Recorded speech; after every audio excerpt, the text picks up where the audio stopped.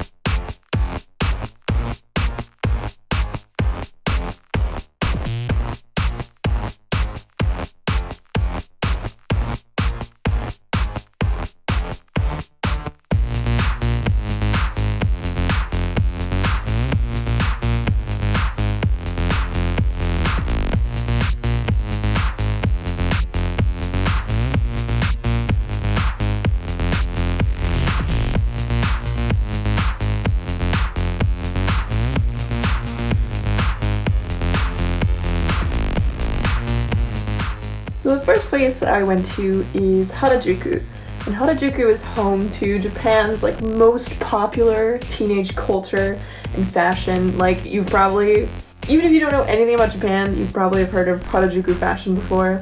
And so the street I went on was Takeshita-dori, which holds all of the clothing shops, all of the fancy food stands, and there's even some historical places as well, which I didn't go to, insert no footage here. It also has many back streets which hold fancier restaurants and name brand stores like Chanel and stuff like that, so big girl stuff. But it's one of the most popular destinations in Tokyo for not only the people that live here, no, I should turn that around, not only tourists, but also the people that live here. Harajuku in the 1500s used to just be a small post town full of rice and flower farmers. But by the late 1800s, Harajuku became a part of the Tokyo prefecture, and then 100 years later, Harajuku Station opened as part of the Yamanote line, I believe.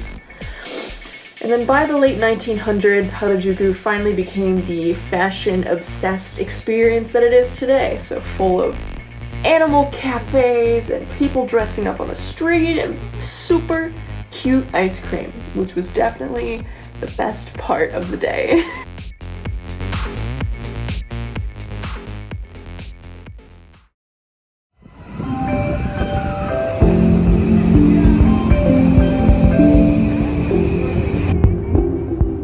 Next, the program took a day trip to Sakura, which is a city in the Chiba prefecture, and here we visited the National Museum of Japanese History and then finally some original samurai houses. And I actually thought today was going to be super boring, and then it wasn't, which was great. I just put on my headphones and did my thing, and I had a great time. The museum has 6 different galleries that all draw on the long course of Japanese history and culture to present different topics of significance to contemporary society, and with particular emphasis on the history of just everyday life in Japan. So the first gallery starts with an introduction to the prehistoric and early Japan, and then in the second and third galleries you see a presentation of medieval. In all, the first 3 galleries address 15 topics total, which is a lot. It took 3 hours to go through this entire museum, and I didn't stop to read anything. I literally just looked at everything, just sight, and it still took me from, I think we got there at 9:30, and we didn't leave until 12. The fourth gallery, on to the next one. The fourth gallery introduces an extra 6 topics relating all to the folk worlds of the Japanese people, while the fifth and final gallery include topics on modern and contemporary Japan. So next we visited the original buildings of samurais that have been preserved literally all this time. So Sakura was an influential castle town during Japan's Edo period, which was 1603 to 1867, and the samurai houses of Sakura are vestiges of that storied past. It is literally like walking into the past. It's actually really, really cool. The oldest of the three houses, the Tajima family house, has remained at the site since it was built in the early 1800s, and then the other two were relocated from surrounding areas, but you know, still everything preserved. And basically you can just tour these places, you can enter two of the houses, and like you can take off your shoes and feel what like tatami mats feel like, which I don't know, after a whole day of walking, stepping on tatami mats were just like a blast of relief for my poor little feet, so it was very nice.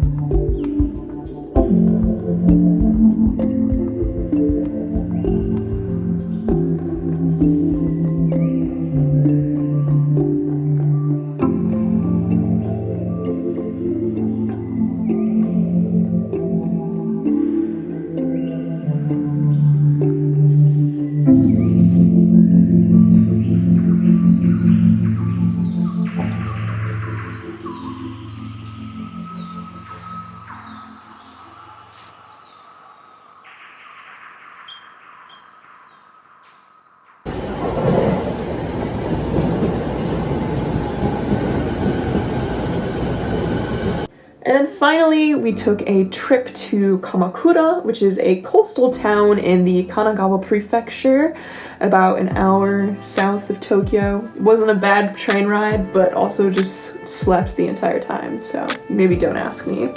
But this city is a popular tourist destination for the many, many temples and shrines that it has. So many, like I think like 30 in one city, like that's a lot. First, my group went to the Hokokuji temple, and Hokokuji is a small temple of the Rinzai sect of Zen Buddhism, and it was originally founded during the early years of the Muromachi period. This temple is best known for like the beautiful small bamboo grove that's behind the temple's main wall. It was only like 600 yen to get into it. And it has over like 2,000 bamboo stalks.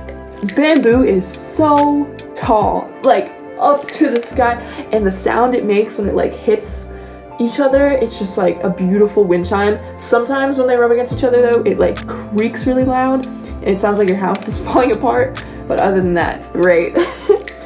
And then there was a narrow pathway that led through the bamboo to like a tea house where you could do like a green tea ceremony and just watch the bamboo. It was cool. We didn't do it.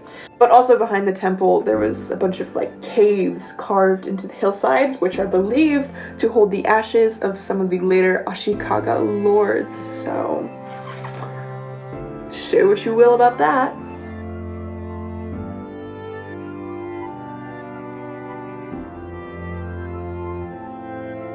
Next, we visit the Tsurugaoka Hachimangu, Kamakura's most important Shinto shrine. The shrine is dedicated to Hachiman, the Minamoto family's patron god, and just samurai in general. All of them. The defied spirits of the ancient Emperor Ojin, who has been identified with Hachiman, Himegami, and Empress Jingu, are all enshrined at this shrine. So, lots of important people.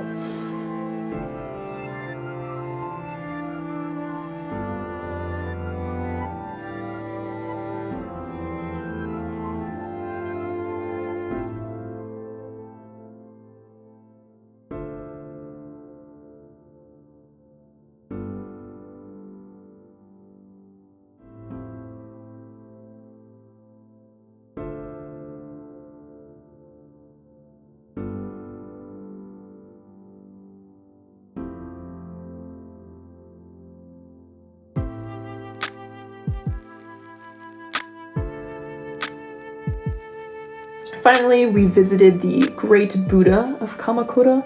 And when I mean great, I mean great. It's a giant bronze statue of the Amida Buddha that stands on the grounds of the Kotokuin temple. has a height of 11.4 meters. How many feet is that? Like 33? Where's that yards? Don't ask me about numbers, please. The statue was cast in 1252 and was originally located inside a huge temple hall. However, the temple buildings were destroyed multiple times by typhoons and tsunamis. Welcome to Japan. In the 14th and 15th centuries, so since then, the Buddha has just been standing in open air, but it is quite magnificent. So it is still most certainly summer in Japan. So all of these trips were so hot, so stinky, so thirsty, very tan now. But it was definitely great to just get out this week and finally explore some major cities and landmarks within Japan, because as you know from last week, it was not getting out much. So traveling isn't over yet. Literally tomorrow we're going to Akihabara. It's a secret.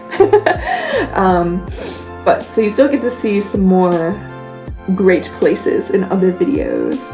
Is the culture shock getting better? Yes. Do I still miss home dearly every single day? Absolutely yes. But we're managing and life gets better each day.